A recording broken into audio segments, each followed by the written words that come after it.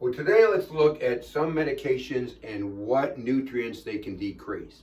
So if you're on it, I'm going to use statins and antacids for the two medications today and what they can decrease.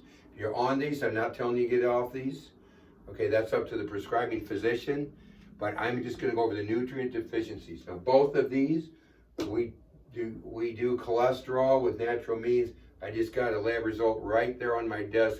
In 8 weeks, 6 to 8 weeks, we dropped the guy 120 points. So, and that's routine by what we do for our cholesterol.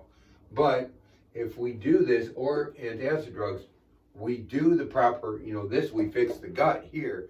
We do the proper things, fix the gut, and then whoever prescribed the medication will drop them or wean them off the medication as necessary. So statin drugs deplete CoQ10. A lot of people know that. CoQ10 is coenzyme Q10.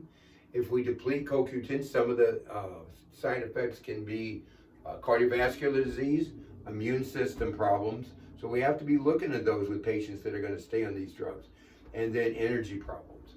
So if you're on a statin drug, you have to take CoQ10. The supplement we use is either one cardiotrophin, which is from Standard Process, or one coqunol from Designs for Health. All these that I mentioned, you can get on our website. You can always call me and ask me questions also about it, 314-843-9355. But those are the ones. You can click on our page, left side, and get those. So if you're on a statin, you need to be taking CoQ10, period. Okay, so if you're on an antacid type of drug, there's a number of nutrients that can be depleted. I mean, when you affect the gut, the gut's where we get our nutrients digested and we get our nutrients from. So folic acid and B12, two of the big ones. Folic acid starts at the beginning of red blood cell production, by the way, and B12 starts at the end. So anytime you affect these, you can get anemia, so that's one of the side effects. B12, you also fatigue, depression, cardiovascular risk. Cardiovascular risk with both these, if you decrease them, if they're too low, you have more cardiovascular risk. You can't have a problem there.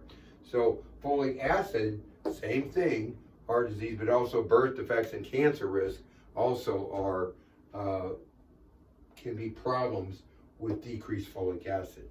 That's why just about every patient I have on a whole food vitamin called Cataplex B Core from Standard Process, because we deplete B vitamins so much with white flour, white sugar, white pasta, caffeine, nicotine, alcohol. They all deplete B vitamins. So I have, it's probably, Cataplex B Core is probably the most prescribed, I haven't looked, the most prescribed practice in my office. Vitamin D deficiency can be from antacid medications. So that, of course, can cause osteoporosis, muscle weakness, and believe it or not, hearing loss. Vitamin D deficiency can cause hearing loss. So calcium is another big one, extremely important. You have to take the right calcium. There's different ones. You can call me. It depends if it's the bone or if it's the blood or whatever different calcium you're trying to do, or calcium that helps you make sleep, or there's different calciums. So the calcium for the bone would be Calcifood from Standard Process that we'd use, because it's got bone in it. It helps with osteoporosis. Decreased calcium can cause heart problems, blood pressure problems, tooth decay, of course. The next one's iron deficiency. It's also a problem depleted with this medication. And so iron's digested in the stomach, and when the gut's not right, it's not digesting the stomach. It's not digesting the iron. And so anemia, weakness, brittle nails. My wife's all into the nails and stuff. She files them every night before she goes to bed. I don't get it. I just go along with it. But fatigue, iron. Seen that before. People come in with fatigue, run the blood work and see very low levels of iron, and usually, a lot of times at least, B12 and folic acid. So that iron deficiency, anemia, you need to have your iron checked, every once in a while, because that can cause problems, that can cause fatigue. Then the last one is zinc. Zinc is the main mineral. The whole body needs it. It's a main mineral for the prostate. It's a main mineral for the uterus in females. So zinc deficiency can be a problem when you're taking this medication. And then immune system, zinc's great for the immune system. Smell or taste problems can be zinc. So, you know, those problems are something else you need to look for. So when we see these type of problems, we look, are they on this medication or is there another thing? Zinc, by the way, you look on your blood work at alkaline phosphatase.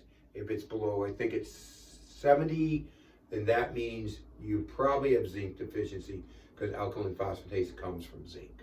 And so those are just two drugs. You know, I do drugs every once in a while to see what, I'm not doing because I'm interested in the drugs, I'm interested in nutrition. I'm interested in what nutritional deficiencies that they're causing. So again, if you're on these, not telling you get off them, that's between you and the prescribing doctor. We do things for cholesterol and we do things for the gut so they can, you know, get you off those medications down the road.